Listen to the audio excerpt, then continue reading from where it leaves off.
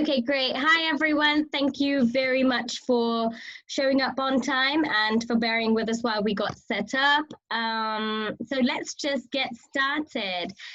So as we all know, this is one of our, well, the second of our 4-part series called Exploring the Mind, which is part of Keep Going, Keep Growing. We remember that, for those of you who are new, Keep Going, Keep Growing is an initiative that I put together to sort of support parents during school closures, because a lot of parents, especially those of neurodiverse learners, were struggling with how do we avoid regression and how do we keep our kids occupied. And this came in quite helpful because we've had a number of presenters who've given us some great information. And so here we are. So what we're trying to do with Keep Going, Keep Growing is we're hoping that not only can you avoid regression, but if we do things right during school closures, we're looking at potentially giving our kids some skills that would help them to cope better once they get back to school.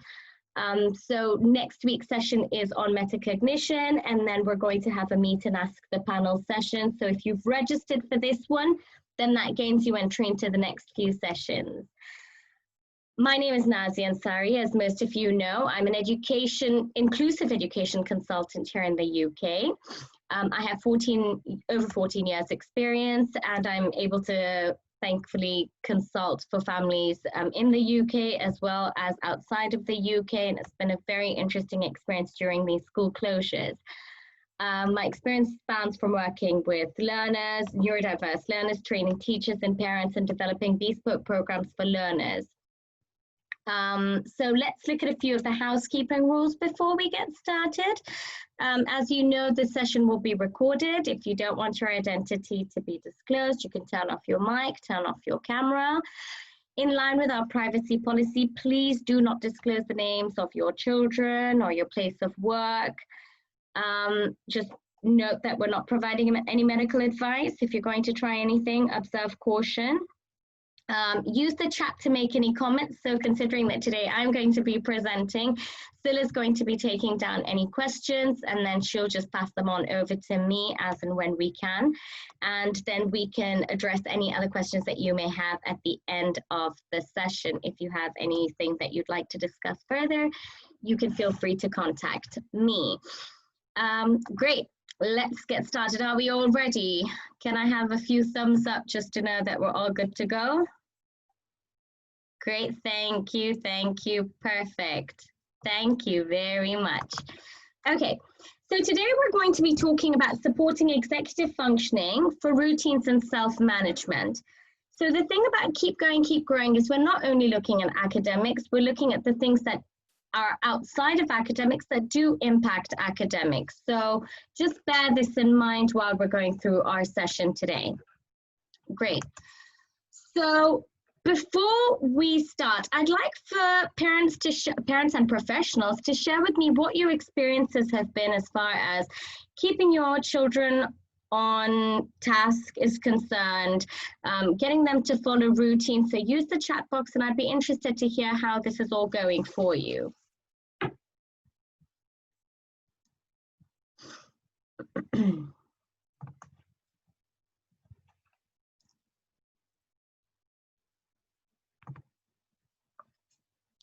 Scylla, do we have anything? Not yet. Everyone's still warming up.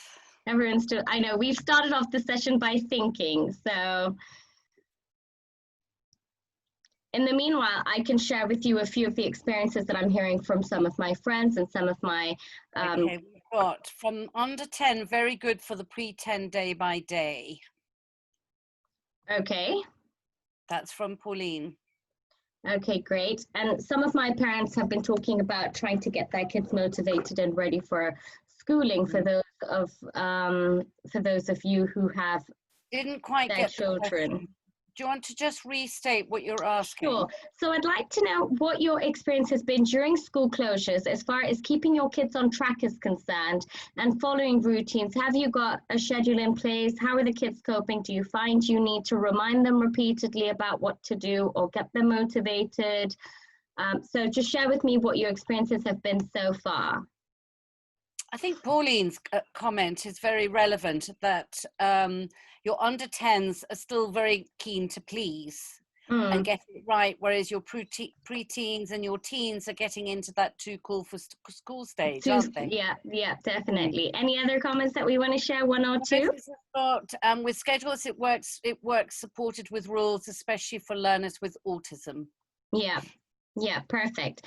So what we're going to be doing today is we're going to look at how we can support students and children with following routines and self-management if they're struggling with executive functioning.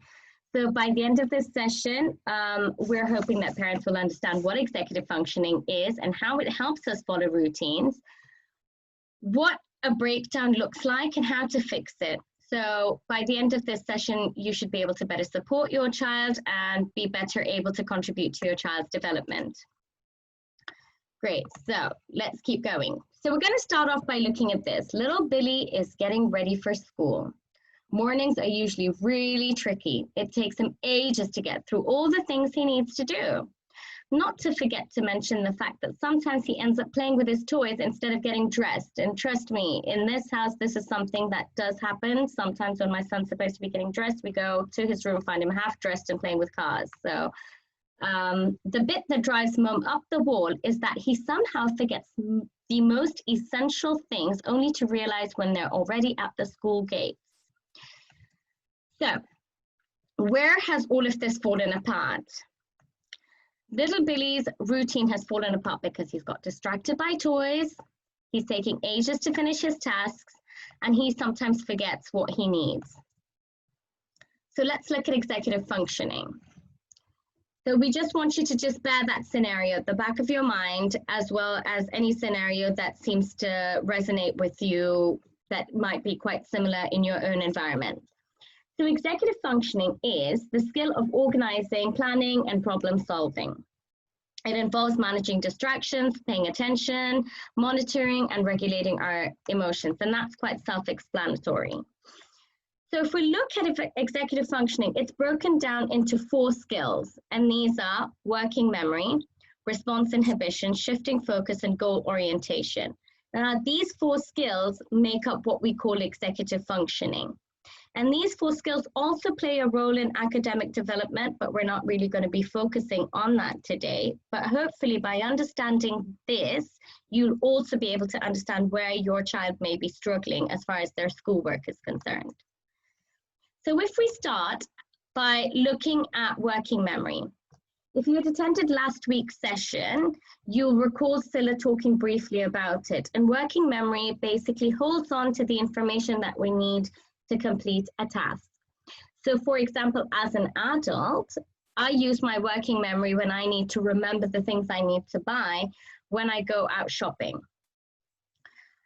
And so now I'd like you to think about these 2 scenarios. If we are sending our child on a shopping errand, or if our children have homework, how would their working memory help them, considering that it's where we hold on to information that we need to complete a task? Where would our children need to use their working memory as far as these 2 things are concerned?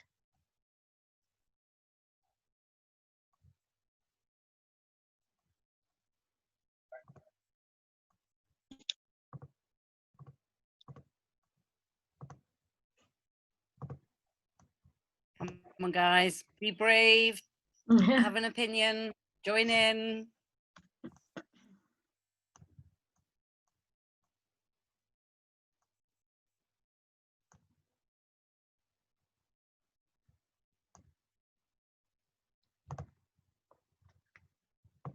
What are we hearing so far, Scylla? I see some comments have come up. Oh, I can't hear you, Scylla, you're muted. The frontal cortex is what Moses has said. That's all we've had so far. Yeah, so where would our children need to, so if your child has homework, where do you think they would need to use their working memory? How would their working memory help them if they had homework? Or how would their working memory help them if you sent your child on a shopping errand?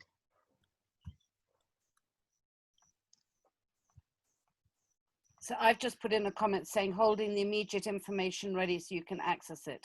Absolutely. Tanya has said to recall the task or item. Yeah. 100%. Time management and plan work. Yes, that's Juan. Mm-hmm. Paying attention, remembering, organizing from Moses. Yeah, definitely. Definitely. So that's how our working memory helps us and helps our children when we give them a task. It helps them remember the things that they need to do. So that could involve remembering the steps that they needed to take to finish a task, or remembering the things that they needed to gather in order to complete a task. And that's your working memory coming into play, holding on to the information that you need to complete a task. So now let's look at the second sort of skill around executive functioning, and that's response inhibition. So response inhibition is your ability to stop yourself from doing something. It's that voice inside of us that says, stop. Some people could call it willpower. And it stops us from distractions. Now, we can have internal distractions and external distractions. When we're talking about external distractions, we're talking about distractions from our environment, such as noise outside the window or the TV playing when you're trying to get your work done. Internal distractions are the things that happen within us that are distracting, like the urge to take a nap, or the urge to daydream, or the tendency to daydream. That is an internal distraction. So response inhibition is the ability to stop yourself from giving into these distractions such that you can complete a task. Personally, napping when I need to finish ironing is something that I really struggle with. So that's my response inhibition when I'm saying, no, I cannot nap right now. I need to finish my ironing. So we're going to have a quick look at this video, and I'd like you to think about, what does response inhibition mean as far as this video is concerned? Just a very brief explanation on this video. The adult gives, I think some of you might have seen this, an adult gives children one marshmallow and says to them, I'm going to leave the room, and if you don't have it, when I come back, you can get two. So let's just have it. We're not going to watch the whole video, but let's just have a really quick glance at what this looks like.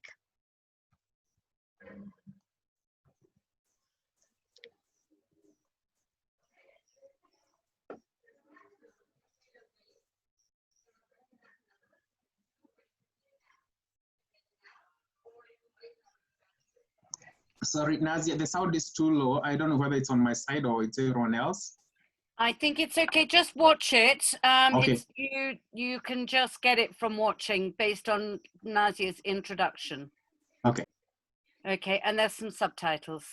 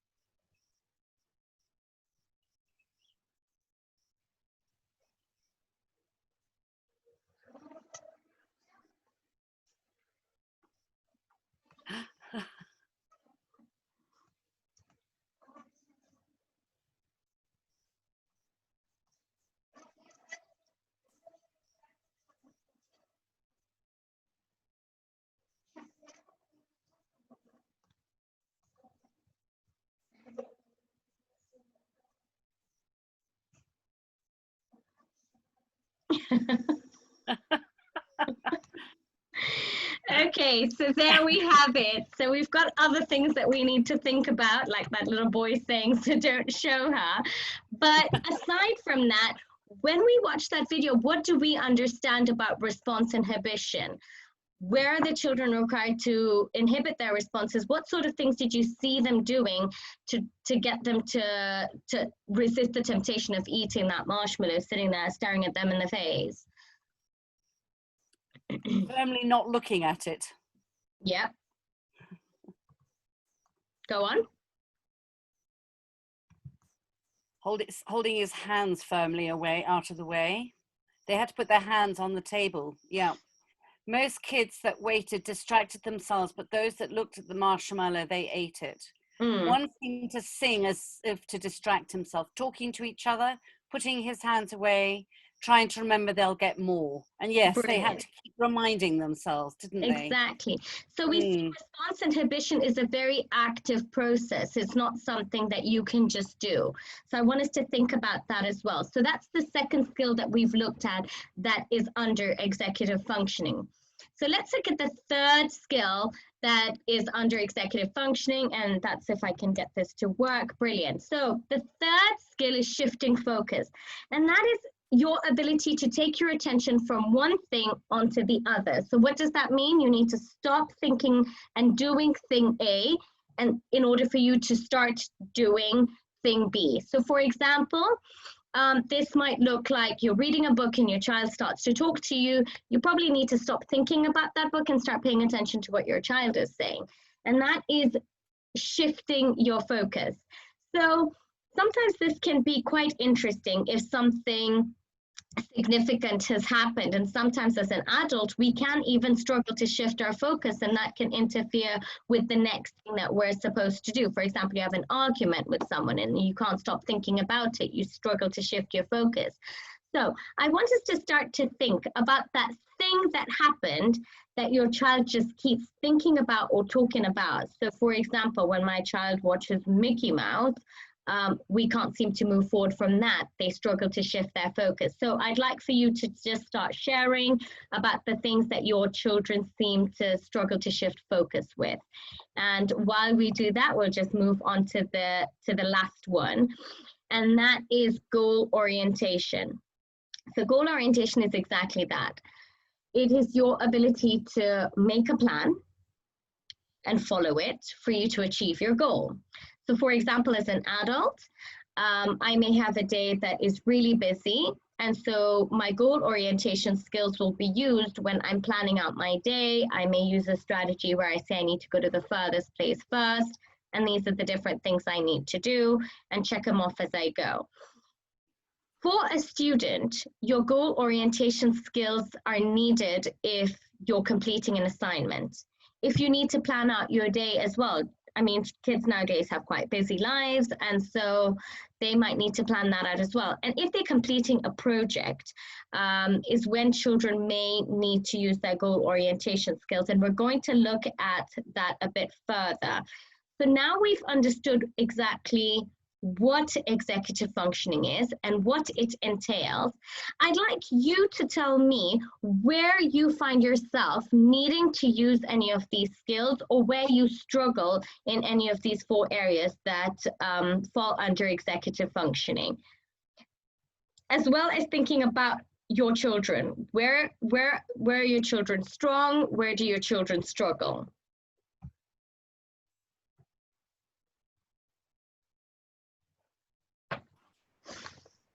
Amelia says the Let It Go song.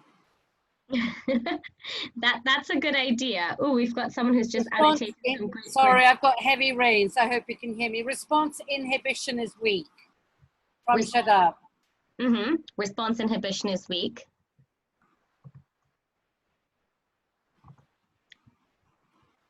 Sonia says, I struggle with goal orientation, and my niece and my nephew struggle with shifting focus majorly.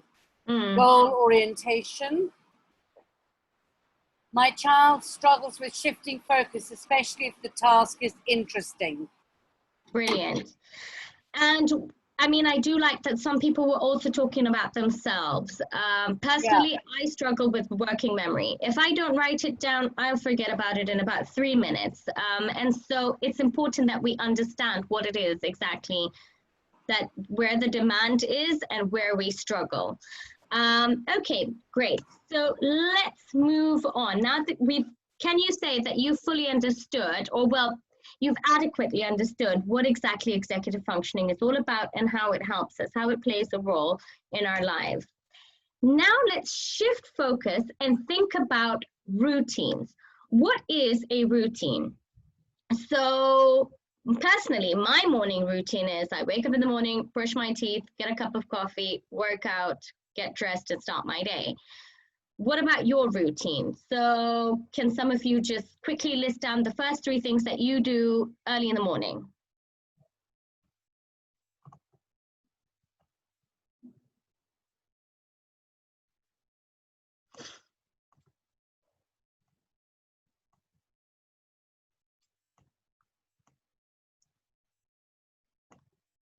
Scylla, you've muted yourself. Meditate, work out and shower. Take a tall glass of water and a shower.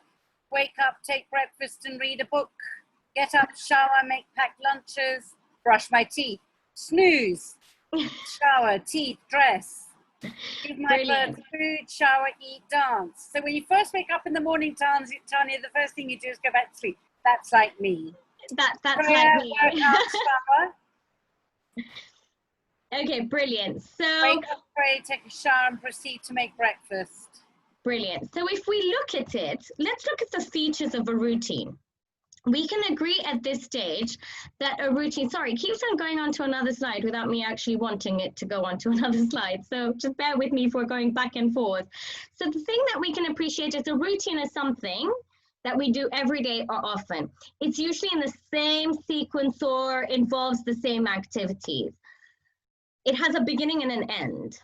And you have an end product or purpose. So for the person who has, making lunches and all of that, your morning routine, the end product is for everyone to leave the house ready and well fed, or ready to be well fed. And so sometimes if something different happens, what's the phrase we use? We say, oh, today I was completely out of routine, means that something different happened. So if we look at executive functioning and a routine, let's see how that comes together when there's a breakdown.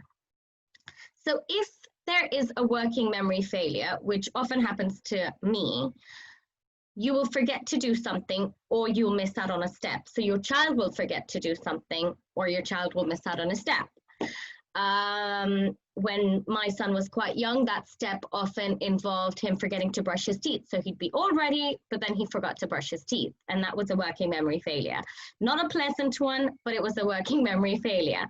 When we have response inhibition challenges, how does this affect a routine? That means that the routine gets completely disrupted because your child has been distracted by something else.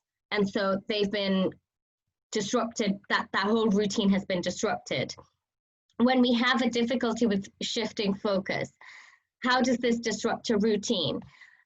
Because we can find that our child is still not yet fully ready and they're fixated on something their sibling did or their sibling said or something that's happening outside, or a conversation that you were having. And now we need them to stop thinking about that. And when they're not able to, that does disrupt the routine. Goal orientation mishap. How does this affect routines? If we look at a child who has to go for PE, if the child struggles with goal orientation, chances are that they're going to be disorganized and all over the place. So as you're leaving the house is when they're going to start looking for their shoes, looking for their hockey stick or their tennis racket. And that will completely disrupt the whole flow of the morning. So if we think about that little Billy story, we can see that he had quite a few breakdowns with his executive functioning. And so what ends up happening is that the child ends up experiencing failure. As a parent, you're completely feeling overwhelmed, and chances are it's not even 9 o'clock in the morning. So let's just bear that in mind. So we know what executive functioning looks like, and we know how a breakdown can impact your morning routine. Before we start looking at solutions, I'd like us to just take note of a few things. Executive functioning develops gradually. You've got your first spike between the age of 3 to 5 years. You have another spike at about adolescence, and then your third spike in adulthood. So that means it's not fully developed until a person is in their 20s. If a neurodiverse learner, or even sometimes a neurotypical individual, may not outgrow some difficulties. If a child has not outgrown, or if a child is having difficulties with any area of their executive functioning, it does not make them a naughty child. Take heart that a lot of the skills surrounding executive functioning can be taught through putting the right systems in place and through repeating. And funnily, through having a routine. When we're looking at neurodiverse learners, don't take it for granted. Just bear in mind that a lot of these skills need to be taught explicitly. We shouldn't just expect neurodiverse learners to pick up these skills, goal orientation skills or working memory along the way.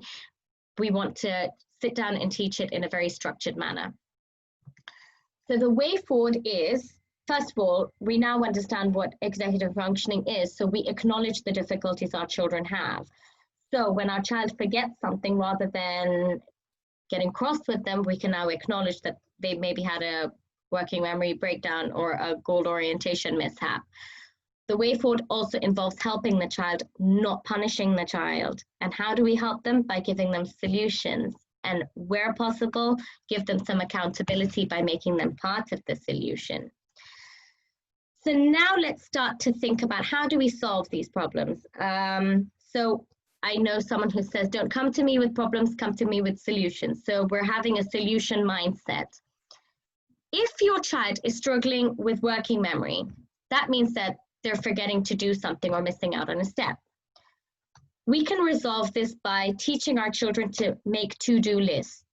If your child cannot read, you can put up picture schedules. You can also use something called a stay on track map. And this is something I got from a book that I read called Executive Functioning and Child Development. And it's really handy. And a few of the parents that I've worked with have used it, and they said their children find it quite exciting to use because it's a little map and they have to go from step to step. So on a stay on track map, you'd have the 4 or 5 things that you need your child to do, and then they follow the map. If you are going to use these strategies, what is really a great idea is if you have a reinforcement at the end of the list or the map. So if you've got your child's morning routine, you can have something fun that they can do once they've gotten through their list.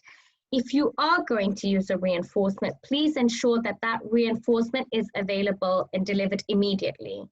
Otherwise, it's not reinforcing. Where your child is able to, get them involved in the planning. And in the beginning, this is new, this is difficult, support your child and help them get used to this new system. So if I think back, I've got a student that I'm working with, and she's a 10-year-old girl, 10-year-old autistic girl, absolutely lovely, one of the most lovely girls I've ever met. And she struggles with her morning routine. So what was put into place is in her bedroom, there's a Velcro strip with the pictures of the things she has to do every morning. So when she wakes up in the morning, she goes and she looks at the first thing she needs to do, completes it and pulls it off, goes to the next thing and moves along the list until it's completely done. If your child is able to, you can ask them every night to sort out the list themselves. And that's where the accountability comes in, where you can say, okay, go organize your morning. And then the next morning, they might be drawn to the list a bit more because it's their list, they made it. And that's something that I think is very handy. Even as an adult, you could do it with yourself. So we're having, if you look at the bottom, we've got a couple of resources there, like our little lily pad leaf, stay on track map, and a to-do list. And this is part of the resources that you'll be receiving in your resource pack for you to start working on these skills immediately. If we think about response inhibition, this is a tricky one. And some of you said that you know children who struggle with it. So the breakdown in response inhibition is when children are getting distracted and ended up doing the wrong thing. So we want to start to build a child's ability to stop, because that's exactly what response inhibition is. It's saying stop. So you can play the Simon Says Don't Do It game. And that's a fun thing that you can do that just gets kids to learn to stop their tendency to do something. One of the things I find is particularly useful is don't do it cards. If your child is getting distracted by the iPad or the phone while they're working, you could simply get a don't do it card, put it on a Ziploc bag and slip the device in it. And that just reminds your child that they need to stop themselves from giving into that device. Playing a game of statue is probably, you know, these are games we played when we were children and we probably didn't really, you know, understand the benefits of it. But that really teaches you to stop yourself, to inhibit that response to itch your nose or to, you know, move. Playing turn-taking games is also quite useful because then children have to stop in order to give another person a turn. The last one is one that I particularly like and I find is very useful, is model and reflect. And this is something I do with my own son. It is human to have the urge to do something that you shouldn't be doing. And part of the acknowledgement is when you can sit down and reflect with your child. Today, I was in traffic and someone really made me so mad and I felt like, you know, screaming at them or, you know, overtaking them really roughly, but I had to stop myself. And that's very important when we have these dialogues with our children, because eventually they will start to internalize these dialogues and start to have them within themselves. And based on internal dialogue, it leads us to what we're going to be talking about next week when Dave talks to us about metacognition. And some of the things he touches on is that ability to get kids to question themselves and to help them make better decisions and just to give them a little bit more control. And so this is something I certainly will say that you should do. So when we look at shifting focus, we say this is a difficulty moving from one task to another. So how I like to describe this to children and how a lot of professionals describe it to children is talking to them about having a flexible brain where we need to stop thinking about one thing and start thinking about another. So one of the things that can help you with shifting focus, there's a little boy that I'm working with and he struggles to shift focus if he's been playing on the playground and then needs to come inside and start doing some work. That's really hard for him. One of the things that helps is pre-warnings. So start 5 minutes to go, 4 minutes to go. And that just helps the child to start winding down from play and mentally preparing for the next thing.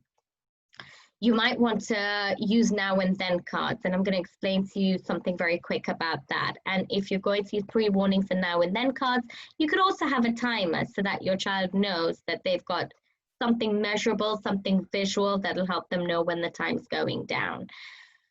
So now and then cards are very useful. Especially if you've got a child moving from something highly preferable to something less preferable or vice versa. And this just really helps with your learner knowing that they're going to need to shift to another thing. And that'll also support them in being able to shift their focus. It's great because it's visual. If your child can read, write down what they have to do first, what they have to do next. If your child is not yet reading, then you could put pictures up. And you could have a timer such that they know that the first thing is going to end in 3 minutes. And then once the stand timer is done, they need to move on to the next one, couple it with pre-warnings, and chances are they will be able to cope with shifting focus a lot more. Finally, we move to goal orientation.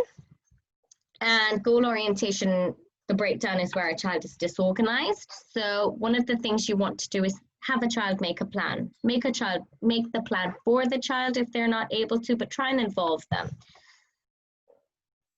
And this could be a very basic plan. You could start off with a really basic plan, but it's just building that ability to make plans. You want to teach proactive strategies versus reactive strategies.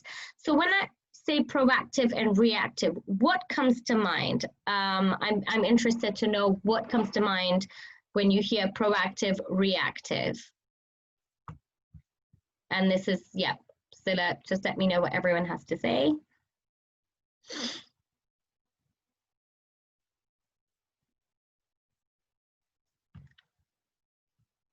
Sila, you're on mute.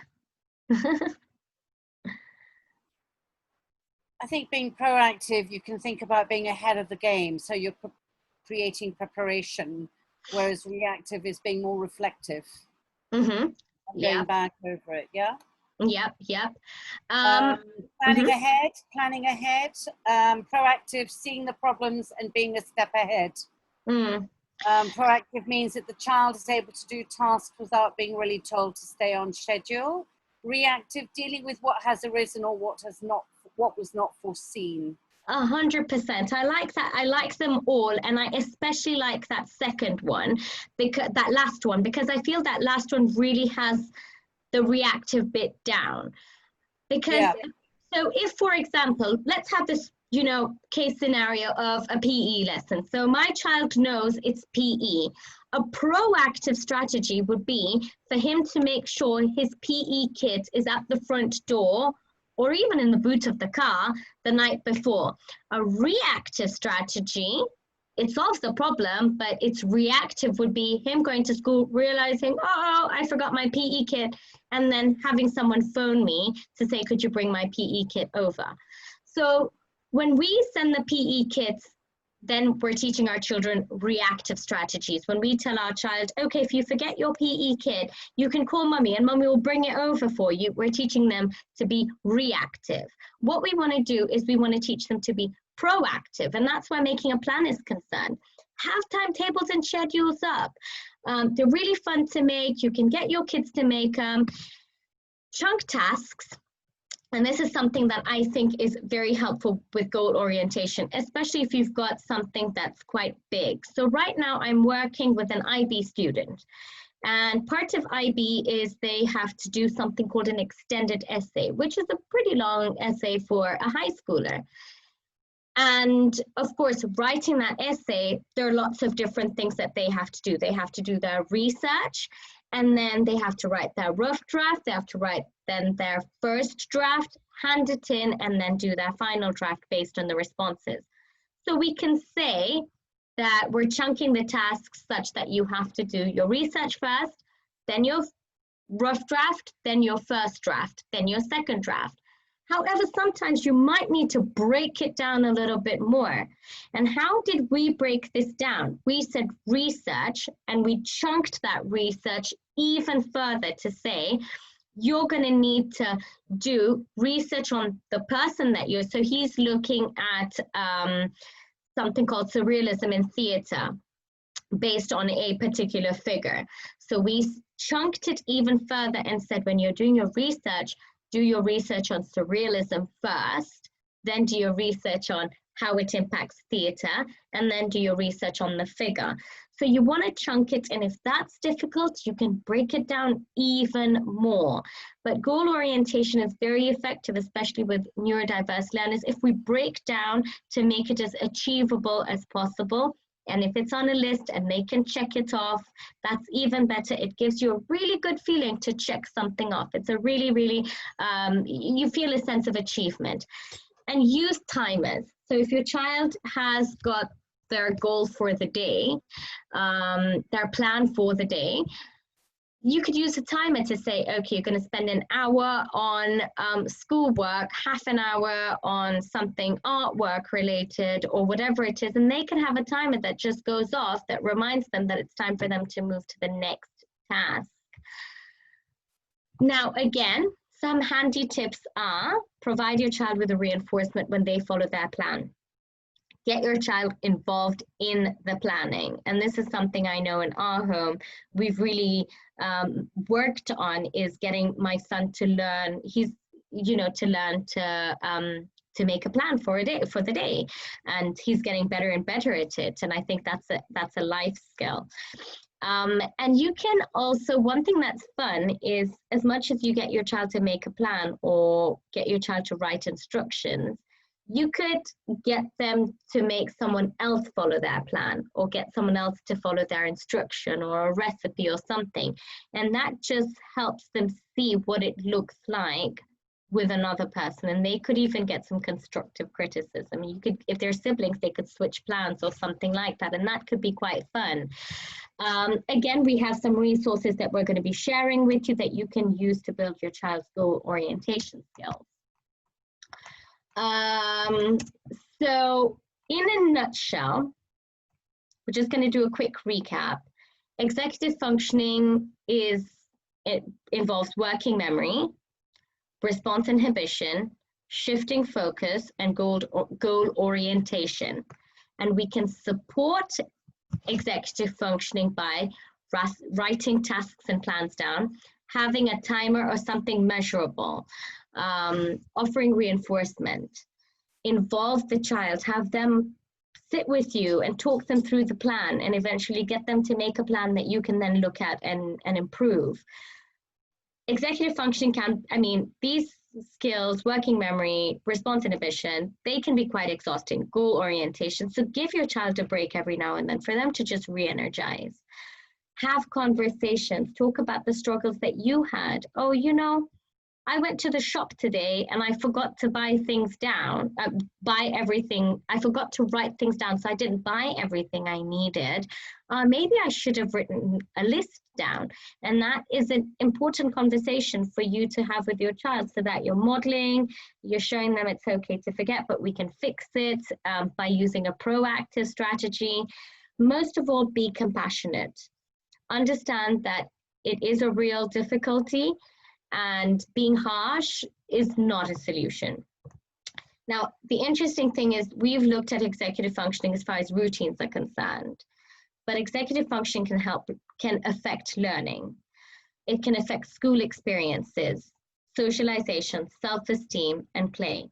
And at this point, I'd like you to share with me how you think difficulties with executive functioning can affect these areas of learning, school experiences, socialization, self-esteem, and play.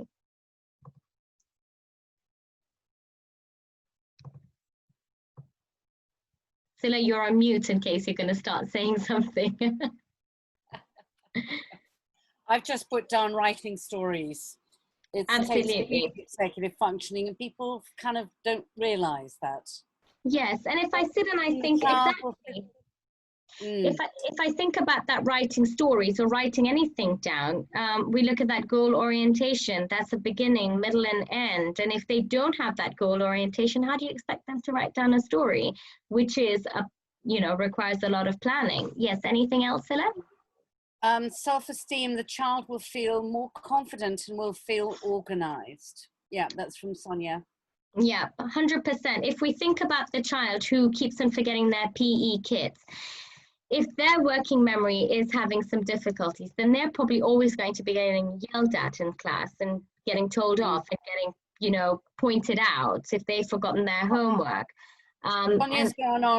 Sonia's gone on to say that in school it'll help them focus because they are basically organized and they don't have to worry about forgetting anything. Absolutely, exactly. And it doesn't feel great to be the kid who always forgets, Anyone else? Deborah says being disorganized can mean the child could be socially outcast from their peers. Yeah. What about if it's a group activity? If they don't do their bit, the others don't want to associate with them. And that response inhibition, if a child is struggling with their response inhibition, chances are that, it will struggle with their ability to cope with their peers, is something else we want to consider. I would have said in socialization, exactly. It's taking turns, allowing other people to have their part of the conversation, having that give and take. And for those little ones, inhibiting the response to lash out, Yeah. Reduces the stress that comes from being punished. 100%. Anxiety will come down. When it comes to play, they'll be able to be flexible and shift focus. And those are the two big ones, aren't they? Flexibility. Yeah. Oh, we've lost Scylla. Have we lost you, or did you lose us, or did you lose me? I don't know, but I'm back and you're back. Okay, that's good. Absolutely, and play amongst younger kids. It's so true. It is something where it changes. And if a child is struggling with shifting focus, and there's one young boy I'm working with right now, and he's very much into Minecraft, and sometimes his friends move on from that, but he's just stuck on Minecraft. He can't shift his focus, and it's really affecting his socialization. So definitely. And you see the close link there with ADHD. you know, that attention deficit. And I actually think it's misnamed. I don't think it should be attention deficit. I think it should be attention dysregulation, because often it's that they can't let go of their attention and move on. There's another really good comment here from Deborah, that they could become school refusers, which is so true. Executive functioning is powerful. Yeah, 100%, absolutely. And it's these little, being compassionate and putting up these little systems in place that help kids overcome it. Because for me, I know if I don't write something down, I'm going to forget what I need to buy from the shop. So how would I feel if when I came home, my husband yelled at me, "You forgot my bitter lemon"? I wouldn't feel great if that happened every second or third day. But if I write it down, I succeed and he's happy, and that makes me feel better. So yelling, screaming doesn't really work. Let's give solutions.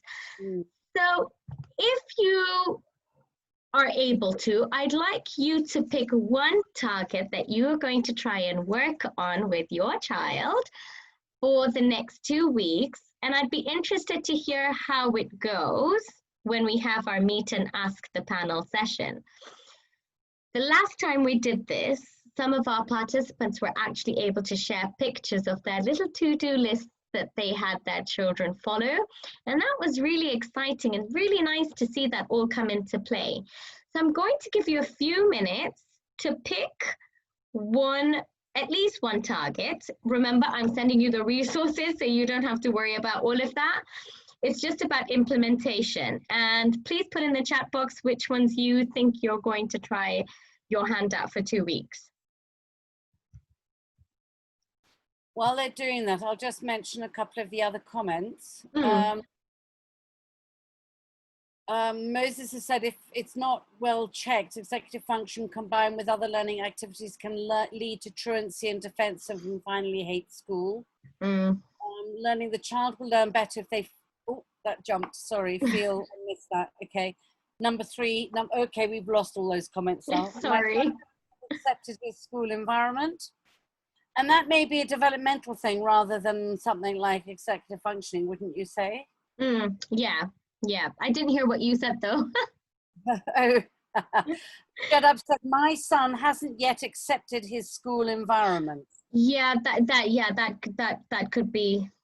There could be so many other things to that, isn't it? But Alison wants to know she can pick one target for her neurotypical child. Of course. 100%. My child is neurotypical. I work on all of these. I mean, this is the thing. This is the name of the, somebody's asking about the title of the executive functioning book. So it's called Child Development. No, that's a lie. That's not what it's called. It's called Executive Functioning and Child Development by Marcy. I can't pronounce that last name, Yeagr. I will send you, if you go onto my website, you will find it in the resource section at the very bottom. Yeagr. G-E-R, G-A-R, one of the two. Something like that. The thing I loved about that. Tanya's put it up. Oh, perfect. Thank you, Tanya. I really like that book because it's just breaks executive functioning down sort of in relation to routines and self-management and things like that in really nice parent-friendly terms. So I highly recommend that book. So have we got, absolutely, so going back to, yes, you can do this with your neurotypical children. Preteen, shifting focus and goal setting, 1. Yeah, I think we've got quite a lot of people there who've committed.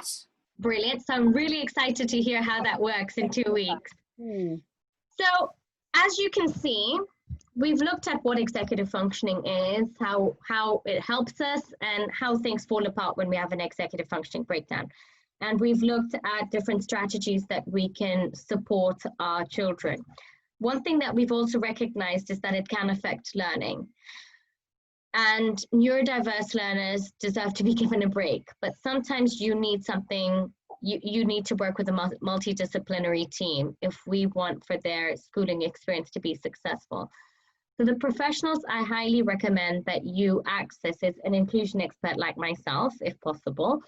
Even if it means this is someone you're touching base with once a month, it's fine, just to help make sure we're putting everything on track and that we're giving your child what they need. if you can get an educational assessment, so I recommend Stella Davy because I think her work is, she's here, and I think your work is absolutely thorough. And that's where you get someone saying on paper, this child has an executive functioning difficulty. So that may mean that they get 25% extra time for them to plan if they are struggling in their exams. It could mean so many other things, and you'd be surprised how getting an assessment can just open up and level out the playing field a little bit more for your child. If you want further support on how to exactly build executive functioning, you can put your child on PAGS. Personally, I like PAGS because it really breaks down in a developmentally friendly way the different skills that your child can work on to improve their executive functioning. And you can work with occupational therapists. If you're in Nairobi, Perpetua is really great. She's busy, but she's really great. You can also work with speech therapists. You want to try and get as much of a multidisciplinary team as possible if you have a child who is a neurodiverse learner, or if you suspect that your child does need some support. And so now, do we have any questions that we'd like to ask as far as this topic is concerned?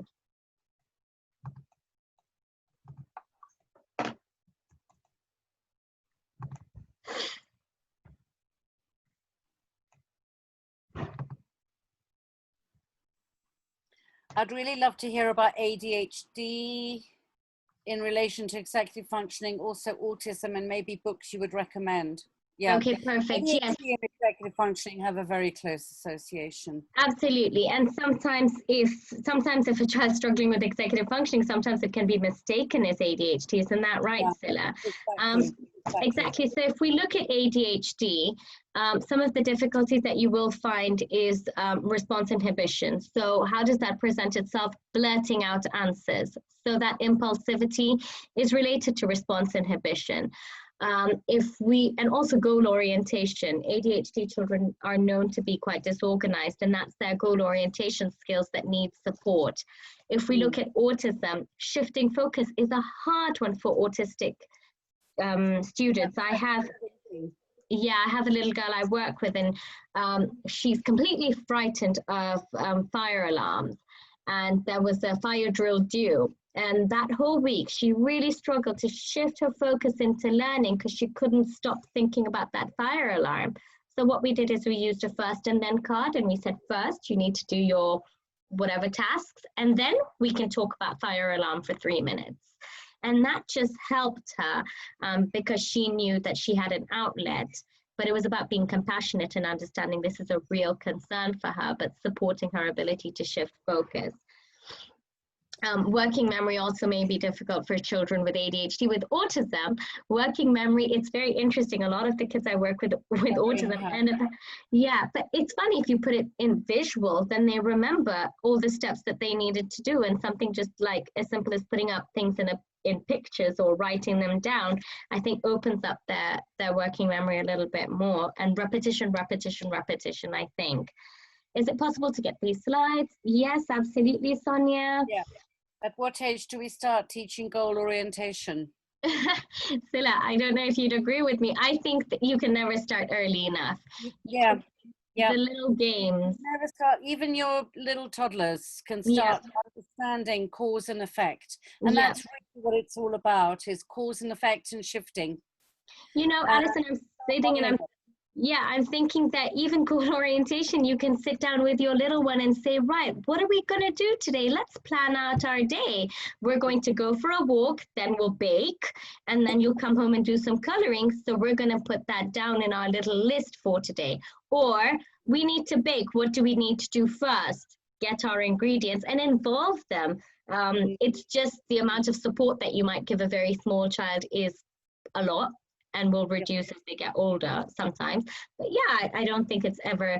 Can you use social stories for children? 100%, Moses. Social stories are absolutely effective. So social stories is something I recommend that parents use when it comes to even something like response inhibition. So if your child tends to lash out in the playground, you can put a social story, and I'll explain what that is. Social story is basically a comic strip. where you take your child through the sequence of events. So you use stick men. You don't have to be an artist. God knows I can't draw. And using a social story, for example, for response inhibition, you could break it down for your child to say, you and your friends are playing, your friend upsets you, you need to walk away. And giving that visual can also support something like response inhibition, absolutely. Shifting focus is another one. In fact, I have a child that I'm working with right now, and the minute mom walks into the room, that's it, his attention's gone.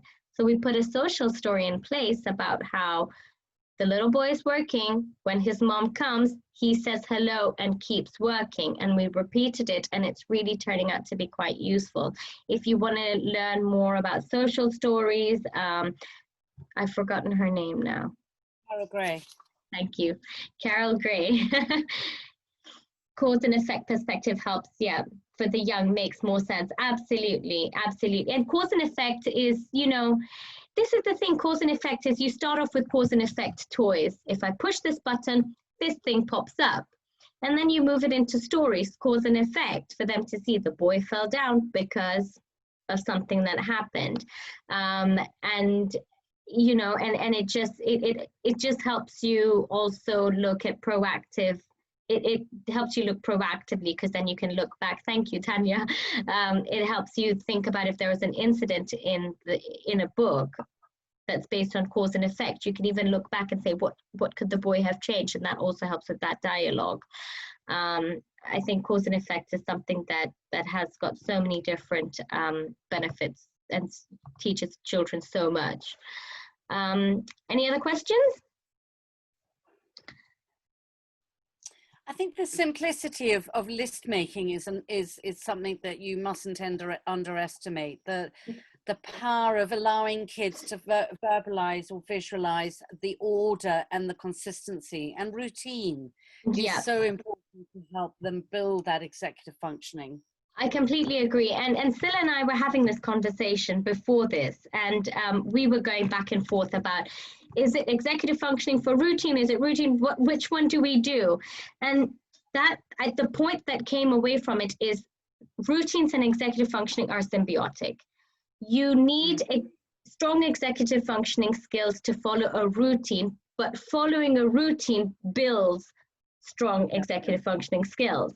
So that's why this topic was a good choice, because we felt that, you know, you can get so much from it as far as supporting your children and supporting them. While everyone is online, again, we've sent you the link to our feedback form, so if you could fill that in. Urmila said, I use photos of my student to show him steps of doing something he's learned before. Yep, absolutely. 100% Urmila, absolutely love that. You know, in front of the sink, you can have pictures of the sequences. But how do we support working memory? So Urmila, what we do is we have the 6 steps he goes through. Then gradually, you want to take out one step so that the child doesn't become overly dependent on that visual cue. And that is now beginning to take that visual into memory. And slowly start taking out little bits that he has to fill in himself. And you can even eventually have him put up the sequence so that he's learning what the sequence is. And that's where the accountability and involving the learner is concerned. You've also got the fact, that the important part about working memory is that you can manipulate information in your working memory. So it's very good habit to build and develop, and encouraging them to manipulate that information and think, well, what am I going to do next? Yeah. What have I done now, and what am I going to do next? Absolutely. That's an important part of working memory. And when I'm thinking about manipulating information, when you look at it, so we have our working memory, but sometimes we might need to change our thinking. If in as much as we remember what we needed to remember, there might be some adaptations and some changes we need to make. For example, I remember I needed to buy milk, bread, and eggs, but I go into the shop and find there's no bread. Then we need a flexible brain for us to think what's the alternative that we need to use. And sometimes this can be quite difficult for students on the spectrum. So it all goes hand in hand. There's a big interplay between all these 4 areas of executive functioning.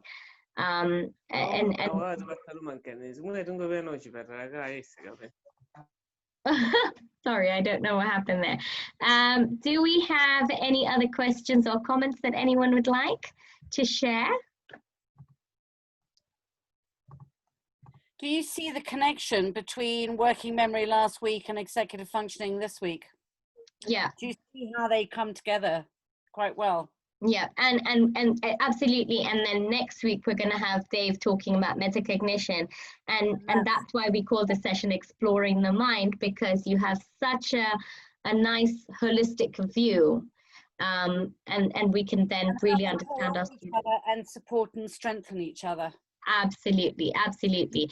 And don't forget to attend the yes, exactly, Shadab. And we look forward to seeing you meet Silla and myself and Dave on the 18th of July. And I'm really looking forward to seeing how you all fared with the targets that you've chosen. Great. So if you have completed the session, the questionnaire, if you've completed the questionnaire, please, and you would like any questions, please stay. If you're all done, this has been a very quick session. You know, you're free to leave the room. If you would like any more support, please contact myself, and we can look at how to really make sure that your child is supported as much as possible. Thank you. Bye. Bye, everyone. And Silla, if you could wait while you're just... You said completed the questionnaire. Did you put up a questionnaire? Yep. I put up a link. I'm hoping everyone saw that link. I'm just going to put it up again. Oh, right. Yep. Yeah. And it's good you asked me that, because I could have accidentally sent it to someone in private thinking I've sent it to everyone on the chat.